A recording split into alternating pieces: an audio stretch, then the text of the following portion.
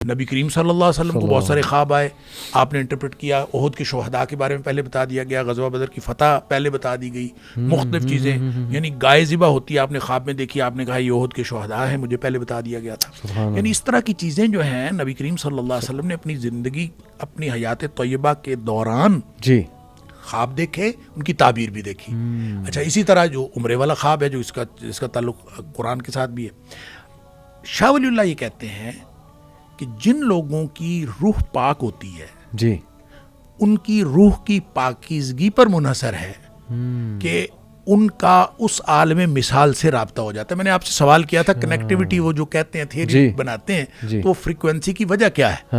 ان کے پاس کوئی وجہ نہیں ہے، شاہ ولی اللہ وجہ بتاتے ہیں، وہ کہتے ہیں کہ روح کی پاکیزگی کا تعلق، جتنی آپ کی روح پاک ہوگی اتنا زیادہ آپ کا عالم مثال سے رابطہ ہونے کا امکان ہوگا۔ لہٰذا جو جتنے زیادہ پاکیزہ روح والے لوگ ہیں جی ان کو عالم مثال سے وہ چیزیں جو بعد میں وقوع پذیر ہونی ہیں جی ان کے ساتھ رابطہ ہو جاتا ہے، صحیح، لہٰذا ان کو پہلے پتہ چل جاتا ہے کہ یہ ہونے والا ہے۔ وہ اس کا ثبوت بالکل بہرحال موجود ہے، اور نبی کریم صلی اللہ علیہ وسلم نماز پڑھ رہے تھے، اور نماز پڑھتے پڑھتے آپ نے یوں آگے ہاتھ کیا، پھر آپ نے واپس کر لیا۔ اب یہ جو اسی طرح ایک دفعہ نبی پاک صلی اللہ علیہ وسلم نماز پڑھ رہے تھے، آپ تھوڑا سا پیچھے ہٹے، جی پھر آپ سیدھے ہو گئے۔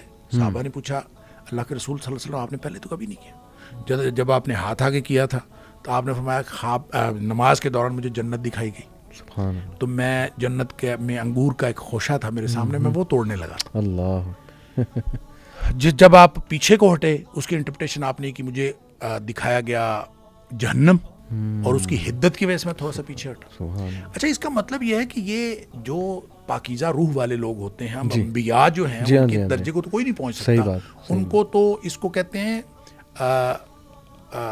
جاگتے میں، وہ جو حدیث جب ہم کہتے ہیں نا، کوئی قرآن نے خواب کے لیے لفظ حدیث بیان کیا نا سورہ یوسف میں، تعویل الاحادیث، صحیح بات، تو حدیث کی وجہ سے پھر حدیث نفس بھی، حدیث بالوحی بھی، یعنی وحی کے اندر آپ کو پتہ چل جانا وحی کے ذریعے سے، اور اسی طرح جو آپ کو اپنے القاء کر دیا جانا، پھر حدیث فی المنام، آپ کو سوئے میں کوئی چیز بتا دیا جانا، پھر اسی طرح حدیث الیقظہ، یعنی آپ جاگتے ہوئے نا آپ کو کوئی چیز بتا دے، تو یہ انبیاء کو تو اس طرح سے بتا دیا جاتا ہے، لیکن جو غیر انبیاء ہیں ان کو جاگتے میں تو اس طرح کوئی نہیں بتا سکتا، یا اس طرح بتایا نہیں جاتا، لیکن خواب کے اندر ان کو دکھایا جا سکتا ہے۔ اور وہ جو عالم مثال کا کانسیپٹ شاہ ولی اللہ نے دیا ہے وہ دوسری دنیا کا، وہ انہی ساری مثالوں سے لے کے انہوں نے کہا کہ اس کے ساتھ رابطہ ہو جاتا ہے۔ لہٰذا بعض اوقات جو آپ ابھی پوچھ رہے تھے کہ جو کسی فوت شدہ کے ساتھ ملاقات ہوتی تھی، کیا اسی سے ہوتی ہے ملاقات؟ بالکل ہو سکتا ہے کہ اس سے ملاقات ہوئی ہے، وہ اس دنیا میں گئی ہو اور وہاں سے ملاقات کر کے آئی ہو۔ یہ ساری چیزیں اسی طرح سے احادیث سے جو ثابت ہوتا ہے کہ اس کی پاسبلٹی موجود ہے، اسی لیے شاہ ولی اللہ نے ایک پوری الگ دنیا کا تصور دیا ہے اور اس کا نام عالم مثال بتایا ہے۔ سبحان اللہ۔ ایک شیخ کوٹ ہے ابن عباس کا، مولانا مودودی لاتے ہیں اپنی تفہیم القرآن میں، لیکن یہ کہ کافی علماء کہتے ہیں وہ من گھڑت ہے، اس کی صحت ٹھیک نہیں ہے۔ وہ سورہ طلاق کی آیت نمبر 12 ہے کہ اللہ ہی ہے جس نے 7 آسمان بنائے اور اس کے مثل زمینیں بنائیں، اور تمام جگہ اللہ کا امر جو ہے وہ نازل ہوتا ہے۔ تو اس میں ایک وہ کوٹ لاتے ہیں ابن عباس جو ہے رضی اللہ تعالیٰ عنہ کا، کہ انہوں نے کہا کہ تمہارے علاوہ اور دنیایں بھی ہیں، وہاں تمہاری طرح ایک آدم بھی ہیں، نوح بھی ہیں، موسیٰ بھی ہیں، محمد صلی اللہ علیہ وسلم بھی ہیں۔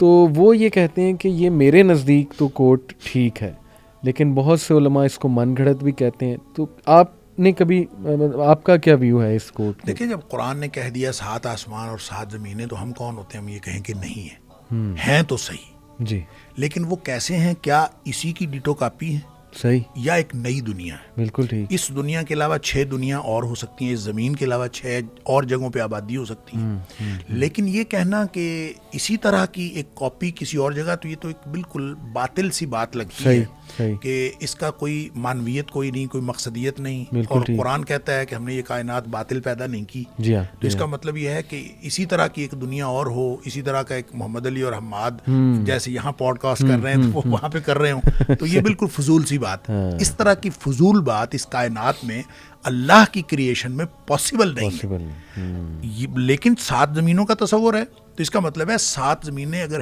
ہیں، یقیناً ہیں، اس کی انٹرپریٹیشن کیا ہے یہ اللہ کو معلوم ہے. نبی کریم صلی اللہ علیہ وسلم نے ہمیں کوئی اس کے بارے میں تفصیل نہیں بتائی. جیسے لوگ کہتے ہیں مریخ کے اندر مریخ کے اوپر آبادی ہو سکتی ہے، اسی طرح کوئی اور سیارہ، کوئی اور ایسی جگہ ہو سکتی ہے کہ جو زمین کے علاوہ اور کسی گلیکسی کے اوپر بھی زندگی ہو جو ابھی ایکسپلور نہیں ہوئی اور کل کلاں ایکسپلور ہو جائے اور وہاں پتہ چلے کہ اس کے علاوہ 6 اور جگہ پہ بھی ہے.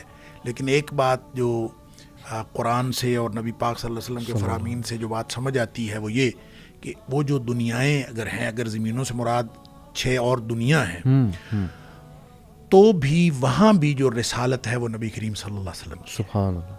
یہ ثابت ہوتا ہے. اس کی وجہ یہ ہے کہ وما ارسلناک الا کافۃ للناس قرآن کہتا ہے. پھر تبارک الذی نزل الفرقان علی عبدہ لیکون للعالمین نذیرا، تمام جہانوں کے لیے آپ.